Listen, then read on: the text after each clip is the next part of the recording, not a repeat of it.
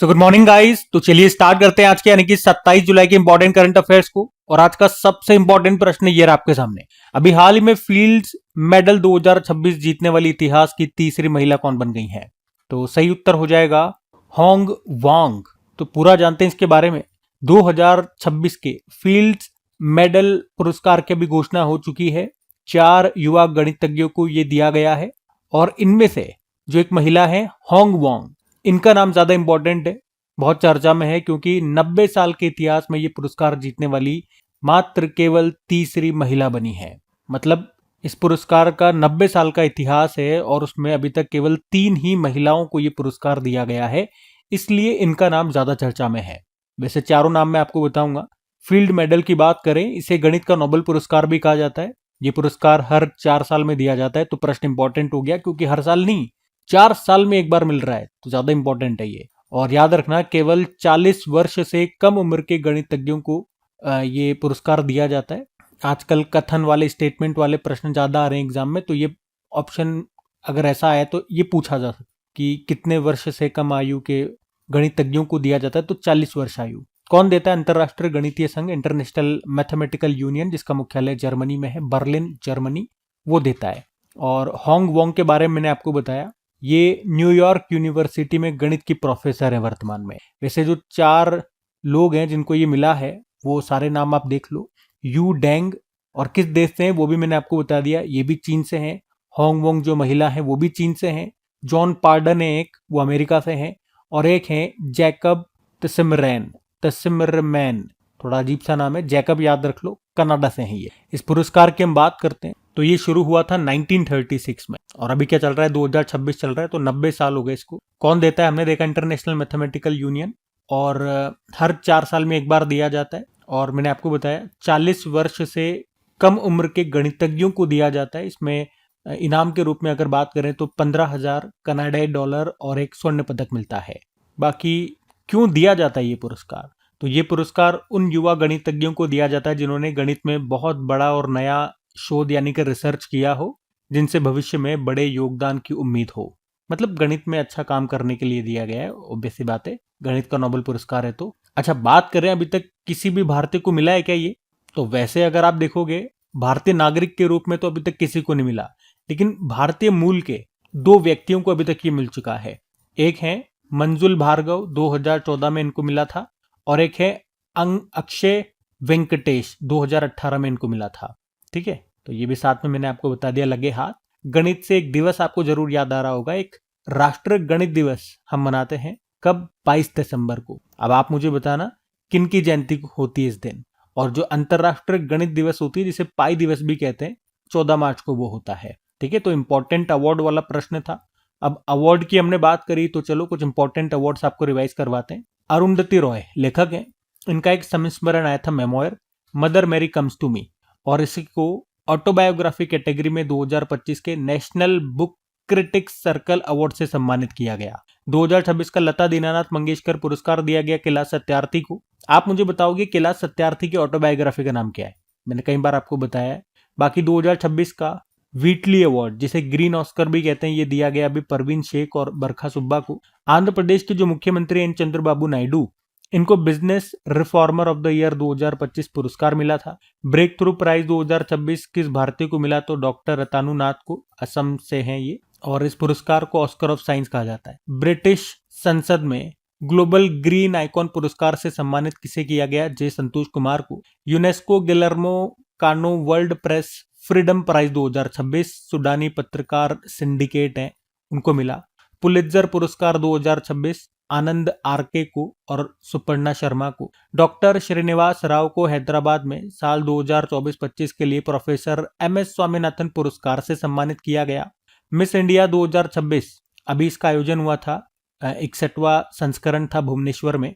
और कौन बनी मिस इंडिया? साध्वी सेल, जो गोवा से हैं। और अमेरिका में अभी किसे यूनिवर्सिटी इनोवेटर अवार्ड से सम्मानित किया गया? तो डॉक्टर शेखर सुमन बोरा को, असम के तेजपुर से बिलोंग करते हैं ये। और स्वीडन गए थे जब पीएम मोदी, तो वहां पे उनका स्वीडन का सर्वोच्च सम्मान इनको दिया गया, जिसको कहते हैं royal order of the polar star, commander grand cross, ये इसका पूरा नाम है।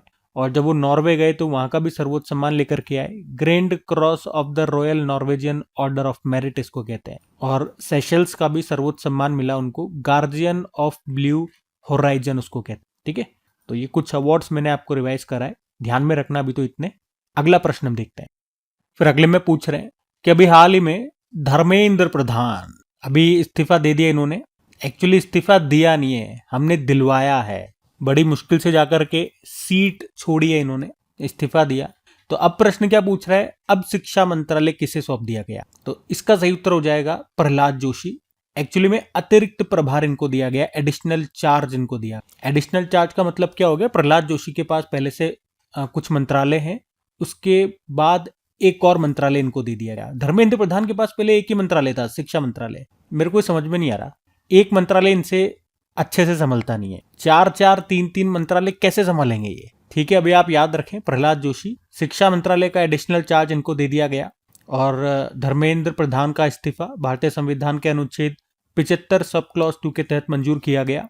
तो इस अनुच्छेद के अनुसार जो केंद्रीय मंत्री हैं वो राष्ट्रपति को इस्तीफा दे सकते हैं और राष्ट्रपति से स्वीकार करते हैं। अच्छा, प्रहलाद जोशी के पास आप जानना चाहोगे अभी कौन कौन से मंत्रालय हैं? तो पहले से उनके पास उपभोक्ता मामलों का मंत्रालय है, खाद्य एवं सार्वजनिक वितरण मंत्रालय है, नवीन एवं नवीकरणीय ऊर्जा मंत्रालय, ये 3 भारी भरकम मंत्रालय, और अब एक और आ गया शिक्षा मंत्रालय। ठीक है, तो ये जरूर ध्यान में रखना।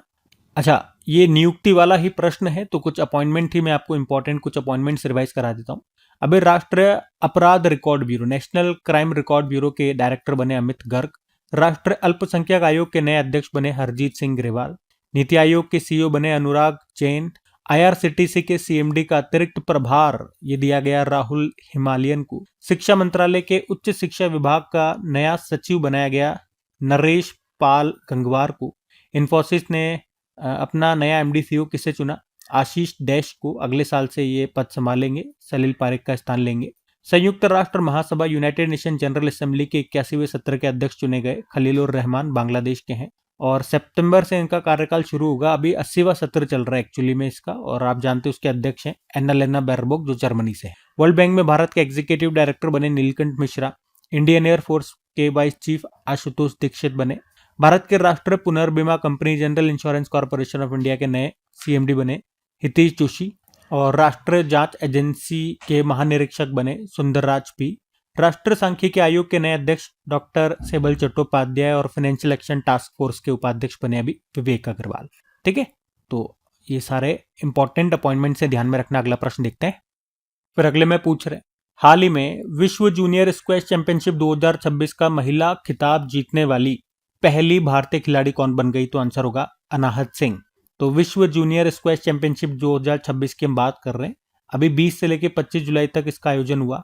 मतलब जो व्यक्तिगत चैंपियनशिप थी उसका आयोजन 20 से लेकर 25 जुलाई तक हुआ। अब आगे टीम चैंपियनशिप हो, कहां पर? तो आंसर होगा कनाडा में। और इसमें महिला एकल का खिताब जीत लिया अनाहत सिंह ने। ये खिताब जीतने वाली वो पहली भारतीय खिलाड़ी बनी है। तो प्रश्न इंपॉर्टेंट इसी कारण से, यहाँ पे इन्होंने फाइनल में हराया है इजिप्ट की स्क्वैश प्लेयर हैं रुकैया सलेम को। और इसके बाद अगर हम बात करें अभी वर्तमान में, अनाहत सिंह विश्व रैंकिंग में अगर आप देखोगे तो 20वें स्थान पे आ गई है। तो ये जीत खास क्यों है? तो हमने एक तो कहा कि अनाहत सिंह विश्व जूनियर स्क्वैश चैंपियनशिप जीतने वाली पहली भारतीय बन गई, और 2010 के बाद पहली गैर मिश्र खिलाड़ी हैं जिन्होंने ये खिताब जीता। मतलब आप देख लो 2010 से अभी तक इस चैंपियनशिप को जीतने वाली जो भी खिलाड़ी होती थी वो मिस्र से होती थी, इजिप्ट की खिलाड़ी होती थी। मतलब इजिप्ट का दबदबा रहा इस चैंपियनशिप में 15 सालों तक, 2011 से लेके और 2025 तक। पिछले साल भी अनाहत सिंह ने इस प्रतियोगिता में हिस्सा लिया था, लेकिन तब उन्होंने ब्रोंज जीता, लेकिन अब डायरेक्ट गोल्ड मेडल जीत लिया उन्होंने। ठीक है, तो प्रश्न इसीलिए इंपॉर्टेंट है, ध्यान में रखेंगे। मैं आपको याद दिलाऊं, पिछले साल जो स्क्वैश वर्ल्ड कप हुआ था, 5वां एडिशन हुआ, ये भारत में ही था, चेन्नई में। और उसमें विजेता कौन रहा था? भारत उसमें विजेता रहा था। पहली बार भारत जीता था, हांगकांग को हराया था भारत ने। ठीक है, थोड़ा सा ये भी ध्यान में रखना। अगला प्रश्न हम देखते हैं। फिर अगले में पूछ रहे हैं, हाल ही में दूसरा भारत ग्रीन हाइड्रोजन समिट 2026 कहां पर आयोजित हुआ? तो सही उत्तर होगा नई दिल्ली में। तो अभी भारत ग्रीन हाइड्रोजन शिखर सम्मेलन 2026 की हम बात कर रहे हैं। इस बार ये इसका दूसरा संस्करण हुआ, 23 जुलाई को हुआ था। कहां पर हुआ? यहाँ पे नई दिल्ली में बात करेंगे, नई दिल्ली में हुआ था। इसका आयोजन किसने किया? फिक्की ने, federation of Indian chambers of commerce and industry ने इसका आयोजन किया। अच्छा, ग्रीन हाइड्रोजन से आप क्या समझते हैं? देखो, हाइड्रोजन का निर्माण कैसे हो रहा है? H2O को तोड़ करके, जिसमें हाइड्रोजन अलग हो जाता है, ऑक्सीजन अलग हो जाता है। और कैसे ब्रेक किया जाता है, कैसे तोड़ा जाता है? तो बिजली का उपयोग करके, और उस प्रक्रिया को कहते हैं इलेक्ट्रोलाइसिस। और यहाँ पे जो इलेक्ट्रोलाइसिस किया जा रहा है, या आप यूं समझो साधारण भाषा में, जो बिजली का हम उपयोग कर रहे हैं, जो ऊर्जा का उपयोग कर रहे हैं, वो रिन्यूएबल एनर्जी, अक्षय ऊर्जा का हम उपयोग कर रहे हैं, जैसे सोलर एनर्जी का, विंड एनर्जी का, या कोई दूसरी रिन्यूएबल एनर्जी का उपयोग कर। तो रिन्यूएबल एनर्जी का उपयोग करके बनाई गई हाइड्रोजन को ग्रीन हाइड्रोजन कह रहे हैं। तो इसीलिए ये जो हाइड्रोजन बनी है, ये क्लीन हाइड्रोजन कहलाएगी। और जब हाइड्रोजन का उपयोग हम ईंधन के रूप में करेंगे तो वो कम प्रदूषण करता है, या प्रदूषण ना के बराबर करता है। आउटपुट में वो तो वेपर निकालता है, पानी निकालता है। तो ये अभी ग्रीन हाइड्रोजन शिखर सम्मेलन का आयोजन हुआ, दूसरा संस्करण था, और इसकी थीम भी रखी इन्होंने, भारत को वैश्विक हाइड्रोजन का हब बनाना है। अच्छा, ग्रीन हाइड्रोजन से संबंधित कुछ प्रश्न आपको रिवाइज करवाते हैं। एक तो याद रखना, अगर पूछे राष्ट्रीय hydrogen mission, national hydrogen mission की शुरुआत कब हुई थी? 15 अगस्त 2021। लेकिन नेशनल ग्रीन हाइड्रोजन मिशन की शुरुआत पूछेंगे तो 4 जनवरी 2023 को। स्टील मंत्रालय ने देश के पहले ग्रीन हाइड्रोजन प्लांट का उद्घाटन कहाँ किया? Jindal stainless limited, Hisar. देश का पहला multipurpose green hydrogen pilot project कहाँ शुरू हुआ? हिमाचल प्रदेश के झाकरी। पीएम नरेंद्र मोदी ने देश की पहली ग्रीन हाइड्रोजन हब की आधारशिला कहाँ रखी? आंध्र प्रदेश में। आंध्र प्रदेश में भी कहाँ? विशाखापत्तनम। भारत ने दुनिया की सबसे पावरफुल हाइड्रोजन ट्रेन इंजन को बनाया है, इसकी पावर है 1200 horse power. Tata steel hydrogen transport pipe विकसित करने वाली भारत की पहली कंपनी बन गई। और उत्तर भारत का पहला ग्रीन हाइड्रोजन प्लांट बनेगा हिमाचल के दबोटा में। दुनिया का सबसे बड़ा सफेद हाइड्रोजन भंडार खोजा गया था फ्रांस में। World hydrogen summit 2025 Rotterdam Netherlands में हुआ। भारत का पहला कमर्शियल हाइड्रोजन बस, इसको शुरू किया गया था लेह लद्दाख में। ग्रीन हाइड्रोजन समिट 2025 ये हुआ था आंध्र प्रदेश में। ठीक है, तो ये सारे पॉइंट्स आप ध्यान रखेंगे। अगला प्रश्न देखते हैं। अच्छा, लेकिन यहाँ पे इसका आयोजन फिक्की ने किया ना। फिक्की के बारे में जानते हैं। फिक्की हमने कहा फुल फॉर्म होती है federation of Indian chambers of commerce and industry. ये भारत का सबसे बड़ा, सबसे पुराना और सर्वोच्च व्यावसायिक संगठन है। स्थापना होती है इसकी 1927 में, और इसकी जो स्थापना है ना, महात्मा गांधी जी की सलाह पर भारतीय व्यवसायी GD बिरला और पुरुषोत्तम दास ने की थी। मुख्यालय नई दिल्ली में है। वर्तमान में डायरेक्टर जनरल है ज्योति विज। और फिक्की लेडीज ऑर्गेनाइजेशन में पूछोगे तो उसकी नई हेड बनी थी अभी जॉय श्री दासगुप्ता।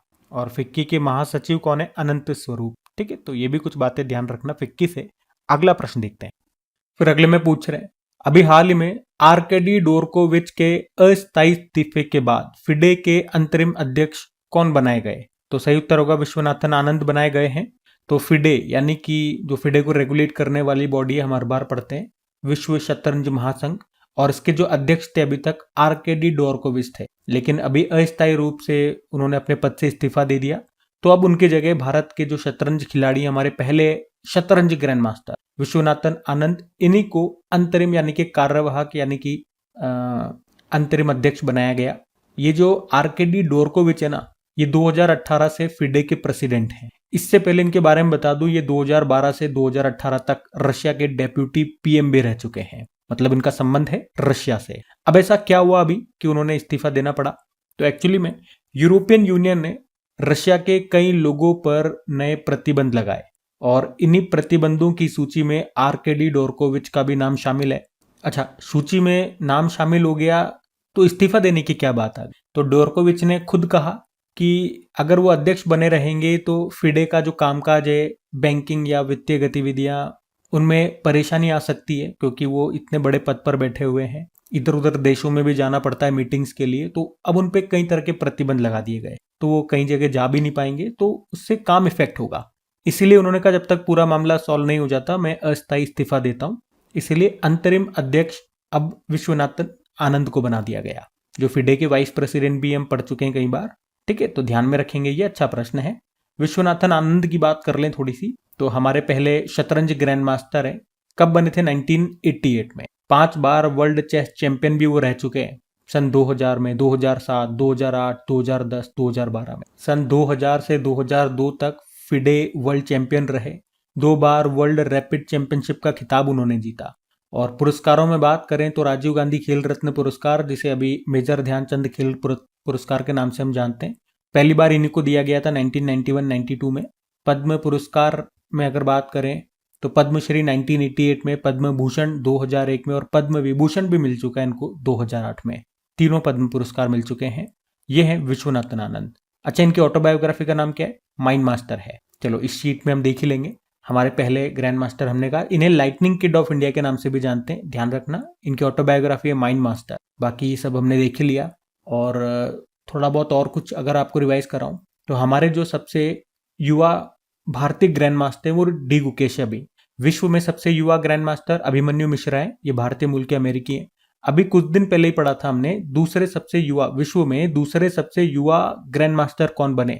फॉस्टिनो ओरो इनका नाम है, अर्जेंटीना से है। हमारी पहली महिला ग्रैंड मास्टर पूछोगे तो एस विजय लक्ष्मी है। लेकिन अगर पूछते हैं कि ग्रैंड मास्टर बनने वाली पहली महिला, तो कोनेरू हम्पी है। वर्ल्ड चेस डे 20 जुलाई को भारत में पहली बार चेस एकेडमी खुली भुवनेश्वर में। 2024 में जो 45वां चेस ओलंपियाड हुआ था, हंगरी के बुडापेस्ट में हुआ था। मेल और फीमेल दोनों कैटेगरी में भारत विजेता रहा। अब जो 2026 में होगा 46 नंबर का फिडे चेस ओलंपियाड, ये ताशकंद उज्बेकिस्तान में होगा, ये जरूर याद रखना।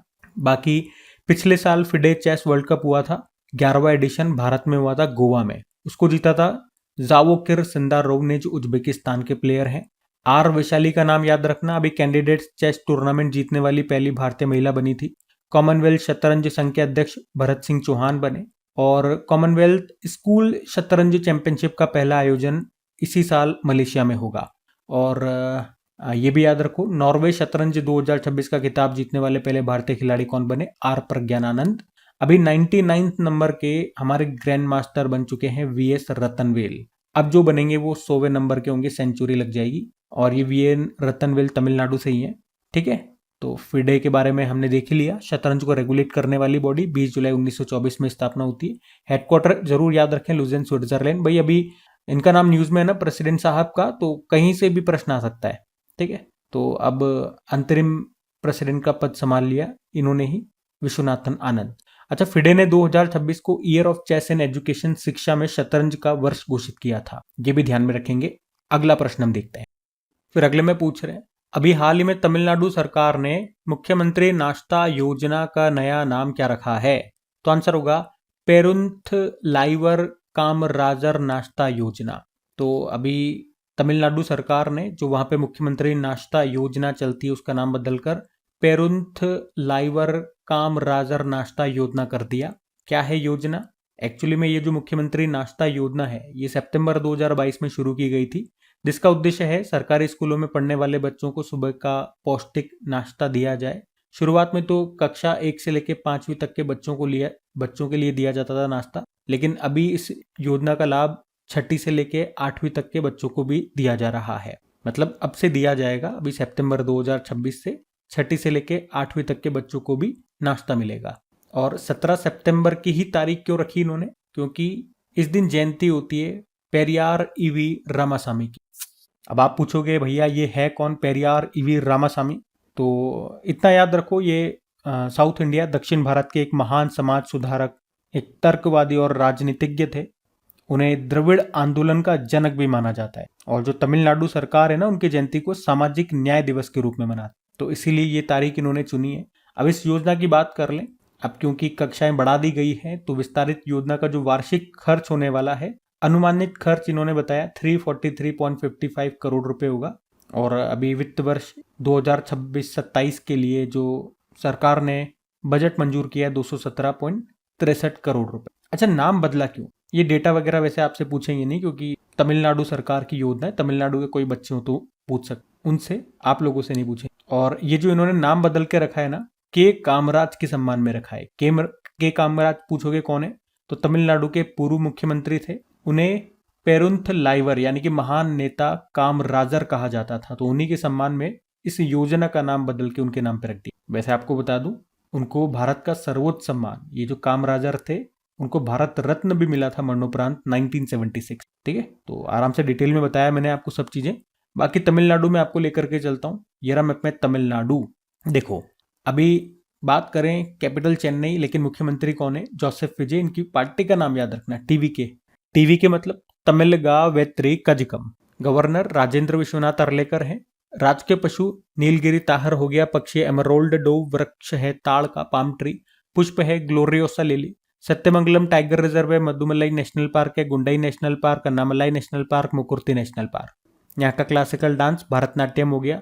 2 न्यूक्लियर पावर प्लांट है यहाँ पे, कुडनकुलम न्यूक्लियर पावर प्लांट और Kalpakkam nuclear power plant. Tamil जो है शास्त्रीय भाषा का दर्जा पाने वाली पहली भारतीय भाषा है। और तमिलनाडु के तट को क्या कहते हैं? कोरोमंडल तट। कुछ फेस्टिवल्स देखें तो पोंगल हो गया, जल्लीकट्टू हो गया, थाईपुसम हो गया, आदिपेरक्कू, चिथराई महोत्सव हो गया, हेताई अम्मान महोत्सव हो गया। कुछ करंट अफेयर्स के प्रश्न भी रिवाइज करें तमिलनाडु से तो हमने पढ़ा था कि भारत में कहाँ स्वदेशी प्रोटोटाइप फास्ट ब्रीडर रिएक्टर शुरू हुआ? Kalpakkam nuclear power plant Tamil Nadu में ही। पुंथडू उत्सव मनाया गया तमिलनाडु में। तमिलनाडु की ऋतिका श्री ये भारत की पहली ट्रांसजेंडर क्रिकेट अंपायर बनी थी। उसके अलावा वर्ष 2025 में देश में सर्वाधिक समुद्री मछली का उत्पादन करने वाला राज्य तमिलनाडु है। हर्बालाइफ इंडिया और आईआईटी मद्रास ये मिलकर भारत का पहला प्लांट सेल फर्मेंटेशन उत्कृष्टता केंद्र का स्थापित करेंगे चेन्नई में। भारत का पहला शहरी मौसम परीक्षण केंद्र और एरोसोल वेधशाला का स्थापित की गई चेन्नई में। भारत का पहला मेगा ग्रीनफील्ड शिपयार्ड बनेगा तमिलनाडु के थुथुकुडी में। इसे भारत और साउथ कोरिया मिलकर के बना रहे। और तमिलनाडु पुलिस ने ऑपरेशन शील्ड नेट नाम से एक विशेष अभियान शुरू किया। तमिलनाडु के पोलाची के किसान हैं वल्लुवन। इनको संयुक्त राष्ट्र का फूड एग्रीकल्चर ऑर्गेनाइजेशन ने मृदा किसान नायक पुरस्कार से सम्मानित किया। थाई मामन थंगा मोधिरा थिट्टम योजना यहाँ पे शुरू हुई, जिसमें क्या था? सरकारी अस्पताल में जन्म लेने वाले हर नवजात बच्चे को 1 ग्राम सोने की अंगूठी दी जाएगी। तमिलनाडु ये भारत का पहला 3D प्रिंटेड कृत्रिम रीफ आर्टिफिशियल रीफ मॉड्यूल समुद्र में स्थापित करेगा। और भारत ने दुनिया की पहली ऐसी हाइड्रोजन उत्पादन सुविधा शुरू की जो परमाणु रिएक्टर की गर्मी का उपयोग करके हाइड्रोजन गैस बनाती। ये सुविधा कहाँ पर शुरू की गई? इंदिरा गांधी परमाणु अनुसंधान केंद्र कलपक्कम तमिलनाडु। ठीक है, तो तमिलनाडु से ये कुछ इंपॉर्टेंट प्रश्न है, ध्यान रखना। अगला प्रश्न देखते हैं। फिर अगले में पूछ रहे हैं कि 22 जुलाई 2026 तक रेलवे विद्युतीकरण के मामले में भारत विश्व में कौन से स्थान पर है? तो सही उत्तर होगा दूसरे स्थान पर। तो अभी 22 जुलाई 2026 तक का ये डेटा है। भारतीय रेलवे ने अपने ब्रॉड गेज नेटवर्क का 99.6% इलेक्ट्रीफाइड कर लिया, विद्युतीकृत कर लिया। मतलब अब लगभग सभी बड़ी रेलवे लाइनें पर जो ट्रेनें हैं वो इलेक्ट्रिसिटी से चलेगी, डीजल से नहीं चलेंगी। इसका मतलब ये हो गया, मतलब सारी जो लाइन्स हैं, जो इलेक्ट्रिक लाइन रेलवे लाइन्स है वो सारी इलेक्ट्रीफाइड हो चुकी, इलेक्ट्रिक तार उनके ऊपर लग चुके हैं, यूं समझो। ठीक है, तो इलेक्ट्रिफिकेशन का यही मतलब हो गया कि रेलवे ट्रैक के ऊपर बिजली के तार डाले जा चुके हैं, जिनसे ट्रेन चलती है। जहाँ पे तार नहीं होते वहाँ पे इंजन का इस्तेमाल करना पड़ता है। रेलवे में आपने सफ़र किया होगा, कहीं कई बार आपने बीच में देखा होगा धुआं उठता रहता है, क्योंकि वहाँ लाइन नहीं होती इलेक्ट्रिसिटी वाली। और इस तरह से भारत अब दुनिया की दूसरी सबसे ज़्यादा विद्युतीकृत बड़ी रेलवे प्रणाली बन चुका है, लेकिन अभी भी दूसरे स्थान पर है। पहले स्थान पे स्विट्जरलैंड है, जहाँ पे रेलवे 100% इलेक्ट्रीफाइड हो चुकी है। चाइना की बात कर रहे होंगे आप, तो चाइना तीसरे स्थान पे आता है इस मामले में, रेलवे लाइन का इलेक्ट्रिफिकेशन करने के मामले में। और रेलवे लाइन में भी कौन सी लाइन? Broad gauge line. अभी समझाऊंगा ब्रॉड गेज लाइन क्या होती है। बाकी ये सारी जानकारी कौन दे रहा है हमें? हमारे जो रेल मंत्री अश्विनी वैष्णव, अभी उन्होंने ये जानकारी दी है लोकसभा में। बाकी अगर आप देखोगे मुख्य रूप से 4 ट्रैक होते हैं। पहले इसमें आप समझो कि भारत में सबसे ज्यादा उपयोग होने वाला ट्रैक है या रेलवे गेज कौन सा है? ब्रॉड गेज है। अब इन गेज में अंतर क्या होता है? 2 रेल की पटरियों के बीच की जो दूरी होती है उसको आप कम ज्यादा करोगे, बस यही अंतर है। 2 रेल की पटरियों के बीच की दूरी का अंतर है। और इस तरह से 4 गेज आपके तैयार हो जाते हैं। जैसे कि ब्रॉड गेज, नाम से समझ में आ रहा है ब्रॉड होगा, चौड़ा होगा। तो इसमें 2 रेल की पटरियों के बीच की दूरी कितनी रहती है? 5 फुट 6 इंच। सबसे ज्यादा भारत में इसी का उपयोग होता है। स्टैंडर्ड गेज की बात करें तो इनमें रेल पटरियों के बीच की दूरी होती है 4 फुट 8.5 इंच। बाकी मीटर गेज आता है और नैरो गेज आता है। ठीक है, मुख्य रूप से ब्रॉड गेज का इस्तेमाल होता है और यही प्रश्न में हम बात कर रहे हैं। ठीक है, ये आपको ध्यान रखना है। ठीक है, अब ध्यान रहेगा ना। अगला प्रश्न देखते हैं हम। फिर अगले में पूछ रहे हैं, हाल ही में विश्व आईवीएफ दिवस 2026 में ये कब मनाया गया? तो उसका सही उत्तर हो जाएगा 25 तारीख को, 25 जुलाई को। वर्ल्ड आईवीएफ डे हर साल 25 जुलाई को ही मनाया जाता है। आईवीएफ का मतलब होता है इन विट्रो फर्टिलाइजेशन। तो इस दिन को मनाने का उद्देश्य है बांझपन के बारे में लोगों को जागरूक करना और उन दंपतियों को उम्मीद देना जो प्राकृतिक रूप से माता पिता नहीं बन सकते। अच्छा, इस दिन को 25 जुलाई को ही क्यों मनाते हैं? एक्चुअली में 25 जुलाई 1978 1978 को इंग्लैंड में दुनिया की पहली टेस्ट ट्यूब बेबी जिसका नाम है लुइस ब्राउन, इसका जन्म हुआ था। तो इसीलिए इस तारीख को चुना गया है 25 जुलाई। और ये जो बच्ची थी लुइस ब्राउन, ये आईवीएफ तकनीक से पैदा हुई थी। तो 25 जुलाई याद रखेंगे, आईवीएफ डे होता है। और इसी दिन को विश्व एम्ब्रियोलॉजिस्ट दिवस भी कहा जाता है, ये भी थोड़ा सा ध्यान में रखना। तो आईवीएफ होता क्या, इसमें क्या होता है, ये एक चिकित्सा तकनीक है जिसमें महिला के एग और जो मेल होता है उसके स्पर्म, इन दोनों को शरीर के बाहर लैब में मिला करके भ्रूण एम्ब्रियो को तैयार किया जाता है और इसके बाद उस भ्रूण को महिला के गर्भाशय में रख दिया जाता है ताकि गर्भधारण हो सके। वैसे आप ये सब जानते ही हो। बाकी चलो जुलाई के सारे दिवस एक बार मैं आपको रिवाइज करवा दूं। तो 1 जुलाई को 3 दिवस हमने देखे, राष्ट्र चिकित्सा दिवस, जीएसटी डे, राष्ट्र डाक कर्मचारी दिवस। 2 जुलाई को विश्व खेल पत्रकार दिवस, 3 जुलाई को international plastic bag free day, 4 जुलाई को अंतर्राष्ट्रीय सहकारिता दिवस, 6 जुलाई को विश्व ग्रामीण विकास दिवस, 6 जुलाई को विश्व जूनोसिस दिवस, 10 जुलाई को वैश्विक ऊर्जा स्वतंत्रता दिवस, 10 जुलाई राष्ट्रीय मत्स्य किसान दिवस, 11 जुलाई विश्व जनसंख्या दिवस, 14 जुलाई तीसरा नमस्ते दिवस, 15 जुलाई विश्व युवा कौशल दिवस, 16 जुलाई विश्व सर्प दिवस, 17 जुलाई अंतर्राष्ट्रीय न्याय दिवस, 18 जुलाई नेल्सन मंडेला अंतर्राष्ट्रीय दिवस, 20 जुलाई को वर्ल्ड चेस डे, 22 जुलाई को विश्व मस्तिष्क दिवस, 22 जुलाई को ही राष्ट्रीय ध्वज दिवस, 23 जुलाई को राष्ट्रीय प्रसारण दिवस, 24 जुलाई को आयकर दिवस के रूप में हमने मनाया। ठीक है, तो ये सब ध्यान में रखें। अगला प्रश्न देखते हैं। फिर अगले में पूछ रहे हैं, ब्रिक्स शिखर सम्मेलन 2026 में भारत ने किस देश के प्रधानमंत्री को विशेष अतिथि के रूप में आमंत्रित किया है? तो सही उत्तर होगा बांग्लादेश। तो भारत आपको पता है इस साल ब्रिक्स समिट को होस्ट कर रहा है, 18वां संस्करण है। और इस बार ये जो ब्रिक्स समिट होगी ये 17 से लेकर 19 सितंबर तक होगी नई दिल्ली में। तो इस सम्मेलन के लिए भारत ने बांग्लादेश के जो प्रधानमंत्री अभी नए बने थे तारिक रहमान, उनको स्पेशल गेस्ट के रूप में इन्वाइट किया है। वैसे बांग्लादेश अभी ब्रिक्स का सदस्य तो नहीं है, लेकिन वो बनना चाहता है, वो इसका सदस्य बनने की इच्छा जाहिर कर चुका है। बांग्लादेश में आपको लेकर के चलता हूं, थोड़ी सी ब्रिक्स की हम चर्चा कर लें। ब्रिक्स की जो शुरुआत होती है 2001 में, जब इसमें 4 देश थे, ब्राजील, रशिया, इंडिया, चाइना। जो साउथ अफ्रीका है वो 2010 में शामिल हुआ था, तब से इसको ब्रिक्स कहते हैं। पहली समिट 2009 में हुई थी यकिंतबर्ग रशिया में। और अभी जो इसकी समिट है वो 18वीं समिट है जिसको भारत होस्ट कर रहा है इस साल। इसमें भारत के शेरपा सुधाकर दलेला है। भारत वैसे चौथी बार ब्रिक्स की अध्यक्षता कर रहा है। इससे पहले 2012, 2016, 2021 में कर चुका है। थीम जरूर याद रखेंगे, लचीलापन, नवाचार, सहयोग और स्थिरता के लिए निर्माण, यानी कि building for resilience, innovation, collaboration and sustainability. अब मैं आपको ले चलता हूं बांग्लादेश। तो ये आप देखिए बांग्लादेश रहा मैप में। कैपिटल ढाका होती है, यहीं पे बिम्स्टेक का मुख्यालय है। करेंसी टका है, प्रधानमंत्री तारिक रहमान, प्रेसिडेंट मोहम्मद शाहबुद्दीन। और यहाँ का राष्ट्र खेल कबड्डी है। ब्रह्मपुत्र नदी को बांग्लादेश में जमुना के नाम से जानते हैं, जबकि गंगा को पद्मा कहा जाता है। भारत सबसे ज्यादा जो बाउंड्री शेयर करता है वो बांग्लादेश के साथ ही करता है। बांग्लादेश भारत के 5 राज्यों से सीमा बनाता है। कौन कौन से? पश्चिम बंगाल, असम, मेघालय, त्रिपुरा और मिजोरम। और इनमें भी सबसे ज्यादा पश्चिम बंगाल से बनाता है। और कौन सा भारतीय राज्य बांग्लादेश से 3 तरफ से घिरा हुआ है? तो त्रिपुरा है वो। कुछ करंट अफेयर्स के प्रश्न बांग्लादेश से रिवाइज करते हैं। तो बांग्लादेश ने हिंसा से निपटने के लिए, जब यहाँ पे हिंसा हो रही थी उस समय हिंसा से निपटने के लिए इन्होंने ऑपरेशन डेविल हंट शुरू किया था। और 2026 में बांग्लादेश ने अगले 2 सालों के लिए बिम्स्टेक की अध्यक्षता संभाल ली है थाईलैंड से। संयुक्त राष्ट्र जल सम्मेलन में शामिल होने वाला पहला दक्षिण एशियाई देश बना बांग्लादेश। आर्टेमिस समझौते पर हस्ताक्षर करने वाला 54वां देश बना। बांग्लादेश की पहली महिला प्रधानमंत्री खालिदा जिया का निधन हो गया। जो भी प्रधानमंत्री है ना, तारिक रहमान, उन्हीं की मां ही है। और बांग्लादेश संयुक्त राष्ट्र ये जल सम्मेलन हो गया। अभी जो 10वां ICC men's T20 world cup हुआ था, भारत और श्रीलंका ने मिलकर होस्ट किया, जिसको भारत ने जीत लिया।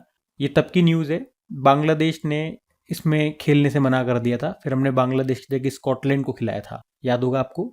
बांग्लादेश में अभी भारत के नए उच्चायुक्त हाई कमिश्नर बने थे दिनेश त्रिवेदी। और बांग्लादेश ने पद्मा बैराज परियोजना को मंजूरी दे दी है। उसके अलावा यूनाइटेड नेशन जनरल असेंबली के 81वें सत्र के अध्यक्ष बांग्लादेश से ही चुने गए हैं, खलीलुर रहमान। ये भी इंपॉर्टेंट नाम रहेगा। और इंटरनेशनल बिग कैट अलायंस का भी 27वां सदस्य देश बांग्लादेश बना था। अच्छा, भारत ने किस संविधान संशोधन के द्वारा बांग्लादेश को 3 बीघा गलियारा प्रदान किया था? तो 100वां संविधान संशोधन था। त्रिपुरा को बांग्लादेश से जोड़ने वाला पुल भी याद रखना मैत्री सेतु है, जो कि फेनी नदी पर बना है। अच्छा, फेनी से आपको कुछ याद आता है क्या? कोई मैस्कोट वगैरह ऐसा कुछ? कल ही मैंने आपको रिवाइज कराया था। और कल से मुझे याद आता है, कल संडे था तो कल मैंने आपको वीकली वाला वीडियो बना करके दिया था, क्योंकि वो वीडियो बहुत कम स्टूडेंट्स ने देखा, 2-2,500 लोगों ने ही देखा मात्र।